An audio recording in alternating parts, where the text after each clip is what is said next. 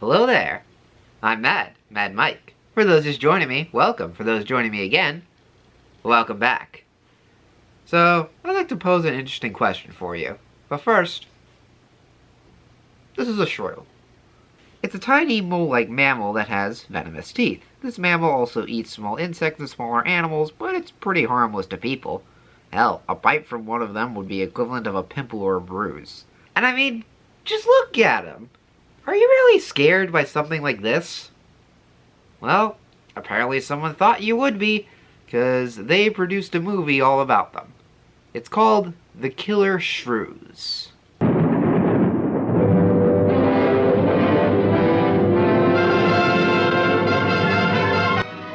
Directed by Ray Kellogg in 1959, The Killer Shrews is a horror movie that centers around a group of people stranded on an island where a pack of large, poisonous shrews are hunting them. It's up to the group to get along and figure out a way off the island before the oversized rodents eat them for dinner.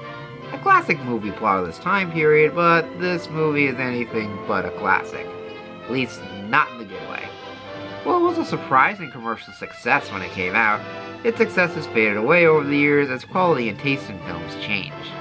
It does have a sort of cult following, though, especially after it got riffed by Mystery Science Theater 3000. Well, I say we don't waste any more time. At least, any more time than this movie wastes. This is The Killer Shrews. Let's review. So, our film begins with a classic narration. Hard to do a monster movie without one, after all. Those who hunt by night will tell you that the wildest and most vicious of all animals is the tiny shrew. Those who hunt at night also tend to be drunk. After the beginning credits, we cut to a boat heading to an island. And what's luck? The captain happens to be the main hero. This is Captain Thorne Sherman, played by James Best, along with his first mate, Rook Griswold, played by Henry Judge Dupree. The two ship supplies to islands using the boat and are now delivering to a group on an island nearby. Sure is a lot of quiet out there. Almost smell it, can't you? No, but I can feel it. And that burger I had for lunch, I can still hear it. Take a look. There she is, dead ahead. They made good time. And hey, I think I can see Gilligan and the skipper on shore. Once on shore, Thorne and Rook meet some of the island's inhabitants. Anne, played by Ingrid Dowd, her father, a scientist named Marlo Craigus, played by Barrick Loomis, and Anne's former fiancé, Jerry, played by Ken Curtis. As they discuss supplies, the three of them then insist that Thorne and Rook leave quickly, along with taking Anne with them. And while Thorne is happy to escort Anne off the island, he expresses some hesitancy due to a coming storm. You expecting an invasion? It's for a rare African bird called None Your Business. While our islanders seem hesitant, they decide to let them stay. Thorne joins everyone back at the house, while Rook goes to secure the ship, promising to get them later. Well, he is a black guy in a horror movie. I'm sure he'll be fine. They head to the house in the middle of the island. There, we meet the rest of our party, the professor's assistant Bradford, played by Gordon McClendon, and a servant named Mario, played by Alfred DeSoto. After his introduction to Bradford, the doc goes into some more of what the two of them do on the island. Generally among mammals, the smaller the size, the higher the metabolism and shorter the lifespan. Is that right? Well, I'm attempting to decrease the size while maintaining a low metabolism and resultant a longer lifespan. I have no idea what you're talking about. Anne eventually joins the conversation. Since neither of them know much about a hurricane, Thorne decides to give them some safety advice. Well, this one's building up very fast. Pressure drops very quickly in the center. I'd advise you to get some doors and windows open in this place. Ventilators on the roof. Wait, what did he say? Ventilators on the roof. You're in the center of the room? Ventilators on the roof. You need a broom? Ventilators on the roof. You want a new roof? Ventilators on the roof. English, mother. Do you speak it? Bradford comes in and we get to see one of the things they've been working on. One of their test subjects is shrews, which have a short breeding cycle, allowing them to preserve their lifespan very quickly. We can trace the progressions through a number of generations over a short period of time.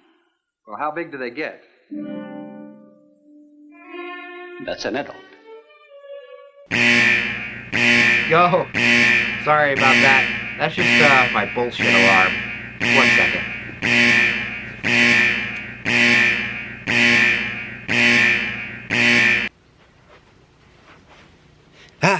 Okay. Now, where were we? Oh, right. As Mario shows Thorn his room, Anne and Jerry have an argument regarding the doctor's experiments. I am saying that because of your drunken stupidity in leaving the cage door open, you created the horrible situation that now exists. Look, Anne, this is a mistake any one of us might have made. I'm getting a little sick of being called an irresponsible drunk. Now, believe me, I am. I prefer to be referred to as a responsible drunk. After all, I always use my turn signal when I drunk drive. How many drunk drivers say they can do that? Rook returns to the island, but finds himself surrounded by something. We finally get a look at our shrews, which look more like giant rats than shrews. Also, for those wondering what the shrews are, they put coonhounds in costumes to capture running shots. The rest is puppetry. It's poor puppetry, but puppetry nevertheless. Rook cries for help, but even though Thorn is outside for a smoke, the cries fall on deaf ears due to the weather. Although, this weather seems kind of weird, as it's clearly raining by the house, yet not a drop of water is falling where Rook is.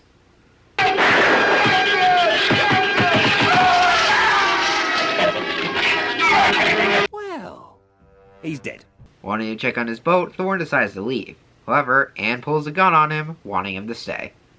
Now, look, I don't ask questions because it's against my principles.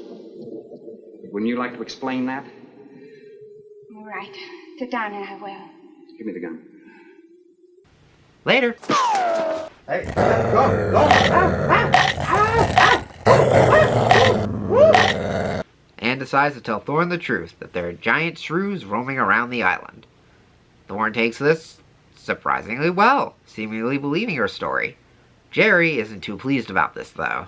And if you'd stuck with your rowboat and played captain instead of trying to play detective, you wouldn't have to worry about how many are out there, would you?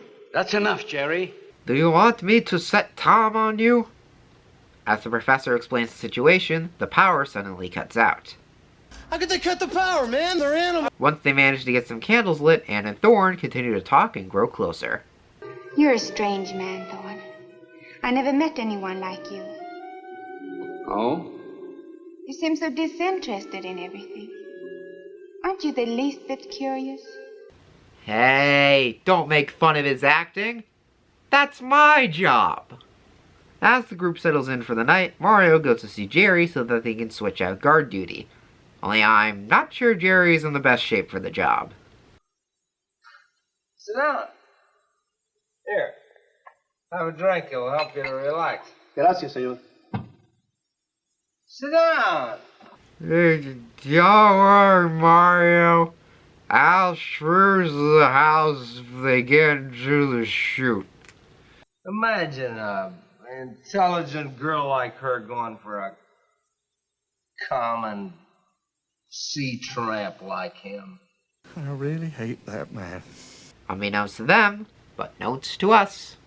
A shrew manages to sneak in after a window breaks and heads down to the basement. Mario fetches Thorn, and the two of them head downstairs to kill it. Gotcha, bitch!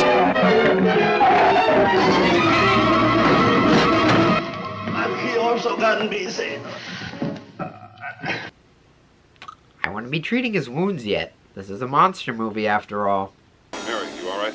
Yes. So am I. How about now? Now? Not so good. He's dead. Yeah. Oh, just give him a one-up mushroom. He'll be fine. They discover that the shrews have poison in their saliva, which is what killed Mario despite the fact that his bite wasn't too severe. However, it's also revealed that it's the result of the doctor trying to poison them a few weeks back. Instead of killing them, the shrews actually absorbed the poison, allowing them to keep it in their saliva glands. How? 'Cause science! Once day breaks, Jerry and Thorn head for the boat, as all the shrews seem to be gone. However, I think Jerry has other intentions. Sherman, you stay away from her. You have that gun pointed at me? Right at the middle of your back. Yeah, starting to see why you were Aunt X. Also, Jerry forgot one important detail. Thorn's the protagonist.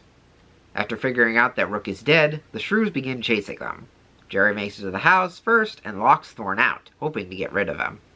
Thorn is able to jump the fence and is in a right foul mood with Jerry. No way! What? No way! Oh,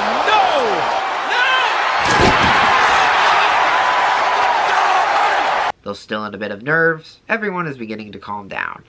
Anne goes into the kitchen to get some coffee and... Creamy sugar. Surprise, bitch! Bradford is unfortunately bitten, and as he dies, he writes down his symptoms. Man died as he lived. A nerd.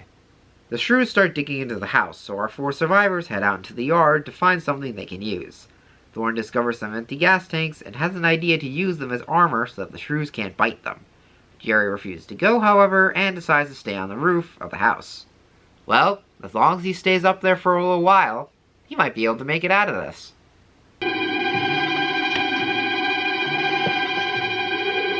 Dumbass!